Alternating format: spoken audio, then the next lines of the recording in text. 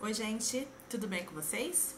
O vídeo de hoje é para falar sobre dois assuntos, translucência nucal alterada e miomas no útero. Eu quero falar sobre esses assuntos porque é algo que aconteceu comigo. O que é translucência nucal? A translucência nucal, ela é uma medida que é realizada na região da nuca do feto. Esse exame é feito entre a 11ª até a 14ª semana de gestação e é feito durante um exame de ultrassonografia. Ela calcula o risco do bebê a ter malformação, possíveis síndromes, algum problema cromossômico, como a síndrome de Down, por exemplo. Quando o bebê tem malformação dentro do útero, ele acumula um líquido dentro da nuca. Por isso, se a região da nuca tiver alterada, tiver aumentada acima de 2,5, significa que há um acúmulo de líquido nessa região e que existe um risco do feto ter alguma alteração. Pior ainda a situação se durante essa ultrassonografia for constatado que ele não tem o osso nasal. O risco aumenta mais ainda nesses casos. É importante ressaltar que não significa que quando está alterado acima de 2,5, que é regra que o bebê vai ter alguma alteração. E também não significa que se ele tem menos, que não vai ter nenhuma alteração. Na verdade, essa medida, ela calcula o risco. Então, se é acima de 2,5, o risco é bem maior de ter uma possível síndrome, tá? E abaixo disso, o risco é bem menor. Por que eu estou falando isso? Porque, gente, quando eu fiz o meu exame de ultrassom, se eu não me engano, foi na 13ª semana, para medir a translucência nucal dos meus bebês, eu levei um susto. Eu tive um grande susto porque o médico falou, porque a medida de um deu 1,8, ok, e o outro deu 2,8. A pessoa que fez o ultrassom, ela já me deixou preparada, né, que eu poderia ter alguma síndrome e que ele tinha risco de ter alguma síndrome, por mais que ele tinha o osso nasal, tudo certinho, mas por ter a nuca alterada, aumentada, ele tinha risco. Gente, eu falo pra vocês, o meu mundo caiu.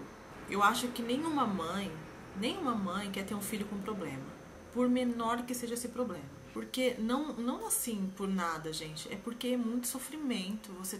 Você sabe que a sua criança um dia, mais cedo ou mais tarde, vai sofrer preconceito de alguma forma, vai sofrer de alguma forma, e ninguém quer isso para um filho. Então eu já estava assustada com tantas coisas na minha gravidez, por ser gemelar, por ter medo de parto prematuro, enfim. E aí mais essa eu tive que passar. Eu passei minha gravidez inteira com essa ansiedade. É muito difícil. Foi muito difícil pra mim. Então, gente, eu tinha esse risco. Um dos meus bebês corria esse risco em ter possíveis síndromes. Inclusive, do jeito que me foi passado no dia da ultrassonografia, parecia que era certeza que ele ia nascer com síndrome. Então, eu já estava me preparando psicologicamente. Eu orei muito, pedi muito pra Deus me preparar. Eu nunca pedi pra Deus pra não me dar um filho assim. Mas eu me pedia para Deus me preparar para poder ter condições de criar uma criança dessa forma. Numa situação como essa, eu precisava de força, eu precisava de sabedoria para poder criar uma criança especial.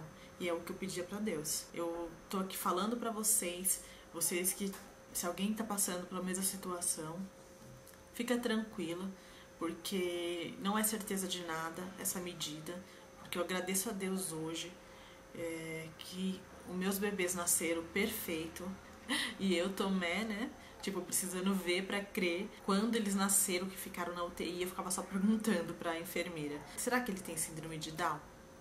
Ou alguma outra síndrome? E ela falava que não. E mesmo assim eu falava, tem certeza? Como que dá pra saber? Tem algum exame? Ela falou, lógico, se fosse síndrome de Down ou qualquer outra síndrome, a médica já tinha te falado. E eu naquela aflição. Mas, gente, graças a Deus, nasceram perfeito. Nenhum dos dois tiveram nenhum problema. E eu tô aqui dividindo minha história com vocês, porque pode ser que alguém esteja passando por isso. E não significa que tá aumentada que é síndrome. Então, tem grande chance de não ser também. E se você não conhece esse exame, é muito importante fazer. Tem que ser até a 14ª semana, entre a 11ª e a 14ª. Se passar disso, você já não consegue medir a nuca do bebê. Outra coisa, outro assunto que eu gostaria só de falar, porque tem várias meninas que me perguntam, que passam a mesma situação, é referente ao mioma que eu tenho no útero. Se teve algum problema, que se interferiu em alguma coisa na minha gravidez. Então, na verdade, assim, eles eram pequenininhos, eram 2 miomas, são 2 miomas pequenos. Pequenos, entre aspas. Mas como eu fiz um tratamento para engravidar, que tive várias aplicações de hormônios, e também durante a gravidez, eu acho que a mulher tem uma produção maior hormonal, que fez com que esses miomas crescessem.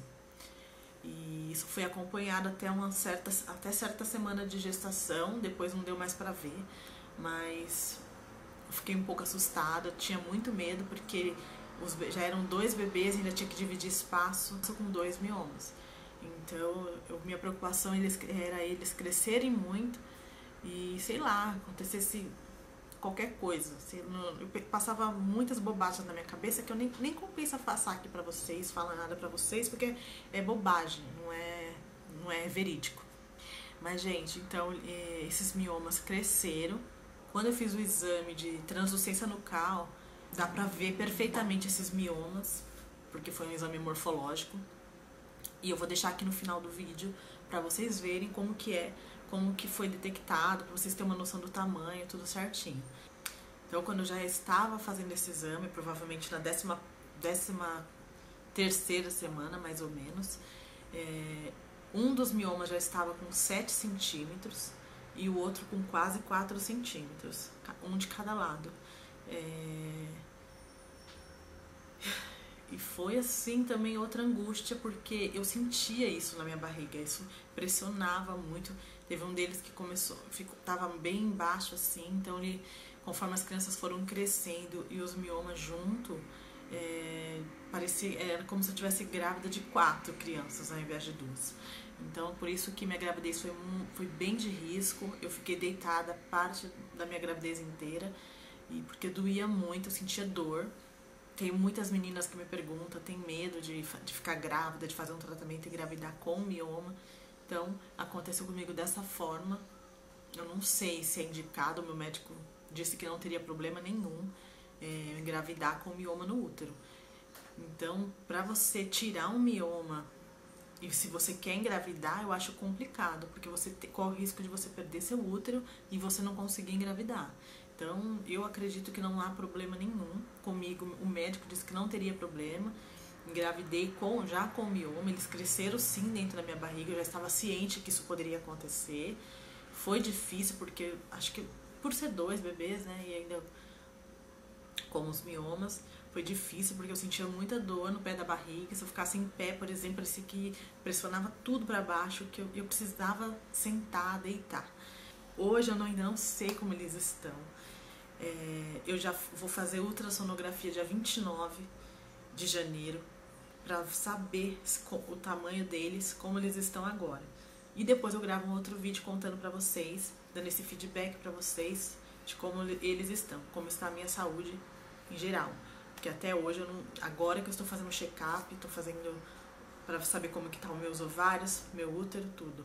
Porque como eu fiz fertilização, teve uma grande quantidade de hormônio para produzir óvulos, né? Então mexeu muito com o meu ovário. Tive hiperestímulo ovariano por causa da fertilização in vitro e tive uns probleminhas, e eu ainda não fui ver como está o meu ovário, não fui ver nada. Aí eu gravo um outro vídeo contando pra vocês como que está a minha situação, minha saúde. Então acho que é isso que eu queria passar pra vocês, a minha experiência com a translucência nucal.